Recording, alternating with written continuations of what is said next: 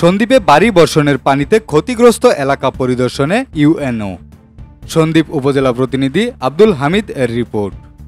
সন্দ্বীপে গত কয়েকদিনের টানা বর্ষণে ভারী বৃষ্টি ও উজান থেকে নেমে আসা ঢলের পানিতে ক্ষতিগ্রস্ত এলাকা পরিদর্শন করলেন উপজেলা নির্বাহী অফিসার ইউএনও রিগেল চাকমা। বৃহস্পতিবার 22 আগস্ট উপজেলার মাইটবাঙ্গা ও সার্বিকাইত ইউনিয়নের ক্ষতিগ্রস্ত বেড়িবাঁধ এলাকা ও বাঁধ পরিদর্শন করেন তিনি। এ সময় তিনি পায়ে হেঁটে ক্ষতিগ্রস্ত সারিকাইত 1 নং ওয়ার্ডের বেড়িবাঁধে বাতাসে উড়ে যাওয়া ঘরের পরিবারের সদস্যদের সাথে কথা বলেন। তীব্র স্রোতে সারিকাইত 2 নং ওয়ার্ডে বেড়িবাঁধ ভেঙে যাওয়া অংশ পরিদর্শন করেন। এছাড়াও বিভিন্ন স্থানের খাল ও সুইচ গেটের পানির স্রোত ঠিক আছে কিনা সেটাও দেখেন। এছাড়াও পানিবন্দী বিভিন্ন এলাকায় যান তিনি।